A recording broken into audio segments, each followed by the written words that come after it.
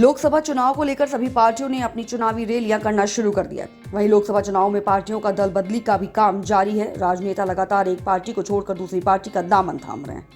साथ ही एजेंसियों द्वारा कई नेताओं पर करप्शन की खबरें भी लगातार सुर्खियों में। दल बदलने के इस माहौल में कोई किसी से कम नहीं है, ये भी दर्शाया जा रहा है। इसी बीच राष्ट्रवादी जन लोक पार्टी सत्य ने आज गाजियाबाद में एक बड़ी प्रेस कॉन्फ्रेंस का आयोजन किया, जिसमें पार्टी के राष्ट्रीय संगठन महामंत्री ठाकुर दुष्यंत सिंह और पार्टी के दिल्ली प्रदेश अध्यक्ष सत्यपाल सिंह सिसोदिया मौजूद रहे। इस प्रेस कॉन्फ्रेंस में उन्होंने पार्टी के लोकसभा प्रत्याशियों की घोषणा की।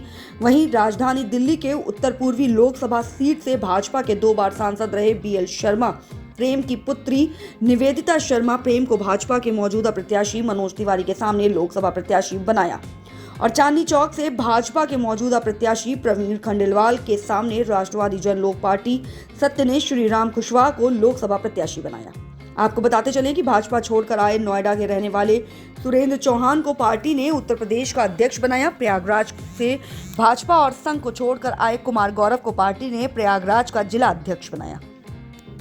वहीं गाजियाबाद जिले के यूथ अध्यक्ष महेश सिसोदिया भी उपस्थित हुए, जिन्होंने सैकड़ों कार्यकर्ताओं को पार्टी में शामिल कर। तो राजधानी दिल्ली से भी दिल्ली प्रदेश अध्यक्ष सत्यपाल सिंह सिसोदिया की तरफ से सैकड़ों कार्यकर्ताओं ने पार्टी की सदस्यता ग्रहण की और उन्हें पद भी दिए गए।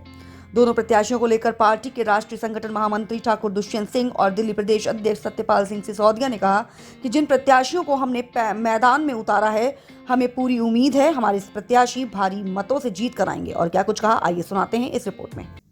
मैं राष्ट्रवादी जन लोक पार्टी का राष्ट्रीय संगठन महामंत्री ठाकुर दुष्यंत सिंह। जैसे आपको पता है कि हमारे जो लोकसभा चुनाव है, पूरे देश के अंदर लोकसभा चुनाव 7 चरणों में है, जिसमें एक हमारे आज जो हमने उत्तर प्रदेश के अध्यक्ष आदरणीय सुरेंद्र चौहान जी को जो हमने आज नियुक्ति पत्र दिया है और आप यूपी की कमान संभालेंगे।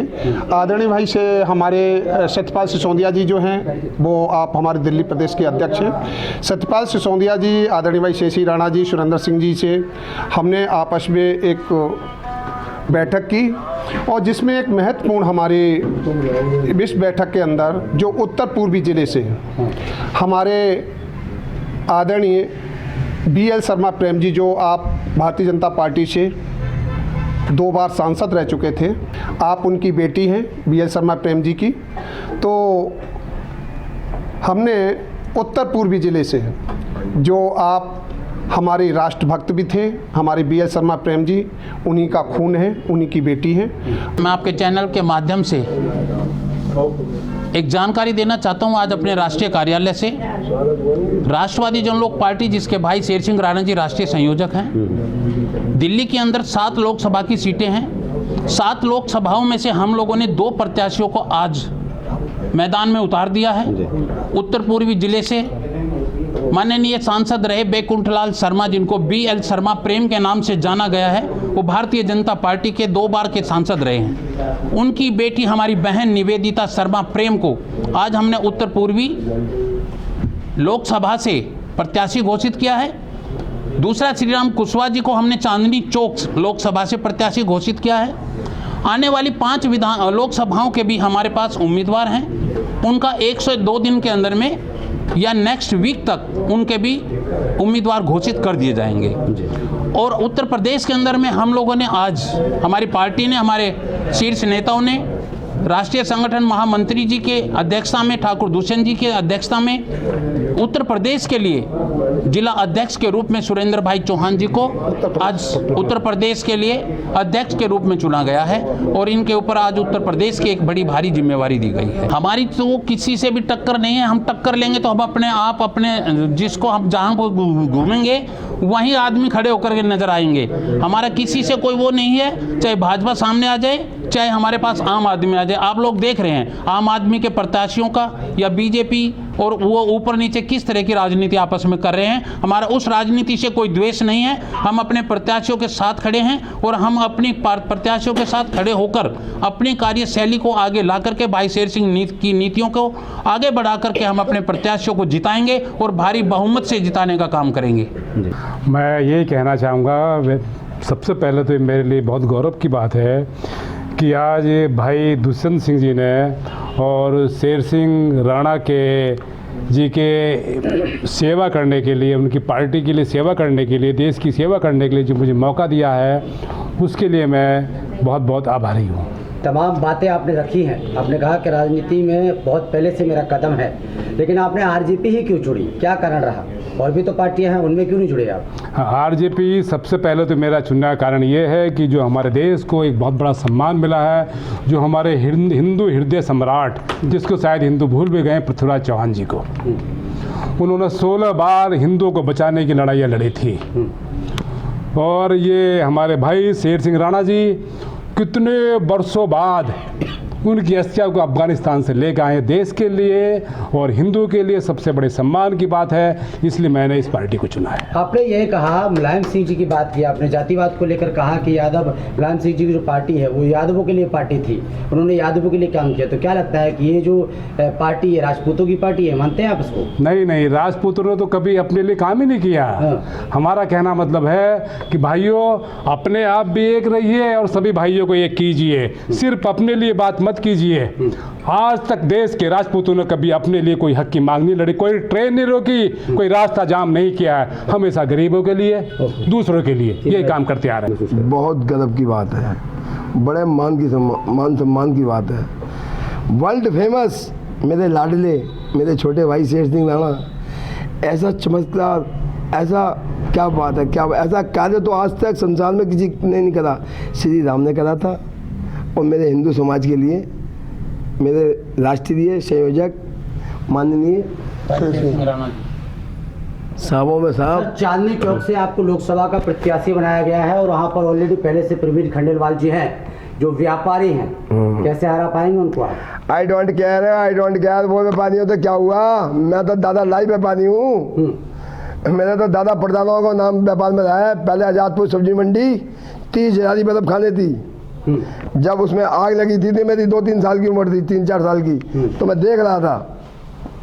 तो हम तो दादा लाई हैं। और खंडेलवाल जी, हाँ, वोट से हराया जाता है सर प्रत्याशी को, तो सर मेरी परचम है, मेरी पब्लिक हराएगी, मेरे बच्चे रहेंगे, मेरी फौज हराएगी। आई डोंट केयर, मैं तो नहीं मानना, मेरी पब्लिक तो नहीं मानी। मैं अभी बीच में 2 बार मोमडन समाज की बेटियों को, हिंदू समाज की बेटियों को खुद मेरे ऑपरेशन की डेट लेने के बाद 12 मार्च को खून दे के आया हूँ। कोई दे देगा?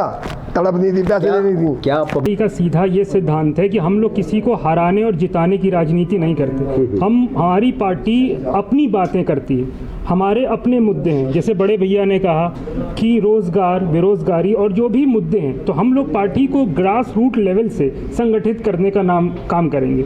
जैसे अभी बड़े भैया ने कहा कि हमारे समाज में लोग डर रहे हैं, अपनी बातों रखने से डर रहे हैं, तो पार्टी का एक मैनिफेस्टो है जिसमें कि हमारा घर, हमारा झंडा, हमारा घर, इस बात को लेके हर घर ग्रास रूट लेवल में, चाहे वो वार्ड हो, चाहे वो आपका विधानसभा हो, तो हर एक व्यक्ति से पर्सनल तौर पे मिलके और अपनी बातों को रख के, क्योंकि पार्टी अभी नहीं है, तो पार्टी को जब तक आप खुद व्यक्तिगत रूप से नहीं, जैसे पार्टी ने हमें अपना चेहरा घोषित किया है, तो अगर हम खुद अपनी बातों को जाके नहीं रख पाएंगे तब तक पार्टी का काम हम नहीं कर पाएंगे। हमारी ये कोशिश रहेगी कि पार्टी को हर रूप से संगठित करने की। नाम है आपका? निवेदिता शर्मा प्रेम। मैडम, आपको आरजेपी ने लोकसभा प्रत्याशी चुना है और खासकर वहाँ से चुना है जहाँ से ऑलरेडी 2 बार सांसद रहे मनोज तिवारी, तीसरी बार उनको प्रत्याशी बनाया गया है। कैसी लड़ाई रहेगी उनके साथ आपकी, किस तरीके से, किन मुद्दों को लेकर आप जाएंगी? देखिए, ये एक फ्रेंडली फाइट रहने वाली है, क्योंकि मनोज भाई से मेरा बहुत अच्छा एक रिलेशन रहा है, तो एक पर्सनल रिलेशन अलग है। ये मुद्दों पे हम लड़ेंगे और जो अभी जैसे भाई साहब ने बताया, शिक्षा, बेरोज़गारी, स्वास्थ्य, ये 3 मुद्दे तो हमारे रहने ही वाले हैं।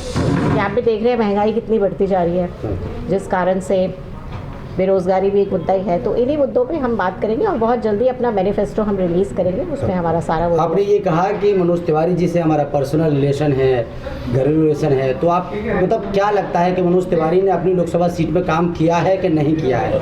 विकास की अगर हम बात करें तो, अगर विकास की बात करें तो देखिए, क्या ही कहें, कई हद तक विकास हुआ है, लेकिन जैसा कि मैं देख रही हूँ वहाँ पर जो यूनिवर्सिटीज़ बननी चाहिए थी उत्तर पूर्वी ज़िले में, जो पिताजी जब तीसरी बार चुनाव लड़े थे, तो हमारा उस चुनाव में मुद्दा था कि वहाँ पर बढ़िया अस्पताल और यूनिवर्सिटीज़, क्योंकि बच्चों को पढ़ने के लिए बहुत दूर जाना पड़ता है। तो ये 2 चीज़ें जो है वहाँ पर होनी चाहिए और मुझे लगता है अभी तक इसमें कामयाब नहीं हुई है। एक तो बोलना चाहूँगी महिला सुरक्षा। महिला सुरक्षा जो है वो बहुत ही गंभीर एक मुद्दा है और मुझे नहीं लगता उसमें कोई भी ऐसी पार्टी अभी तक काम कर रही है। बातें तो सब करते हैं लेकिन दिन पर दिन अगर आप देखें अपराध इतना बढ़ता जा रहा है कि शाम को हमें भी अपनी बेटियों को बाहर भेजते हुए लगता है ना। तो महिला सुरक्षा एक बहुत बड़ा मुद्दा होना चाहिए। आपको लगता है कि बस में चढ़ जाओ बस में उतर जाओ ये काफ़ी नहीं है? नहीं आए दिन, क्योंकि मैं खुद मेट्रो में भी ट्रैवल करती हूँ, ऐसा नहीं है, ऑटो में भी ट्रैवल करती हूँ। तो अभी मैं तो कोई इतनी बच्ची भी नहीं हूँ फिर भी मुझे अनसेफ फील होता है। आरजेपी क्यों चुनी आपने? आरजेपी इसलिए चुने कि मैं अपने शेर सिंह राणा जी के व्यक्तित्व से बहुत ज़्यादा प्रभावित हूँ और बहुत ही जो उनका राष्ट्रवादी जो सोच है उसके कारण मैं करी हूँ। अगर देखा जाए तो एक बहुत ही कट्टर सनातनी है, उन्होंने सनातन को आगे बढ़ाया। जो भी चैनल को देख पा रहे हैं तो उत्तर पूर्वी लोकसभा में जो रह रहे लोग उनके लिए क्या मैसेज? एक तो मैं एक और मुद्दा कहना भूल गई। मैं 30 साल से इनकी शिष्या हूँ, ओशो जिनको बोलते हैं, ओशो रजनीश। और बहुत कम लोगों को पता है कि इनका आश्रम चंद विदेशियों के हाथों में है और बहुत सारा अरबों पैसा विदेशों में जाता है और जिस तरफ किसी का भी ध्यान नहीं जा रहा। मैं हर जगह गुहार करके थक चुकी हूँ, उस पर आंदोलन छेड़ के थक चुकी हूँ और हमें हमारी समाधि पे ही नहीं, ओशो की अपने गुरु की समाधि पे नहीं जा सकते हम। तो ये भी एक मुद्दा मैं इसमें उठाना चाहती हूँ और मैं चाहूँगी कि अपने शेर सिंह राणा जी मुझे वो समाधि के दर्शन करवाएं। ये अहम मुद्दा रहेगा आपका है? मेरा तो यही रहेगा। ठीक है, ओके।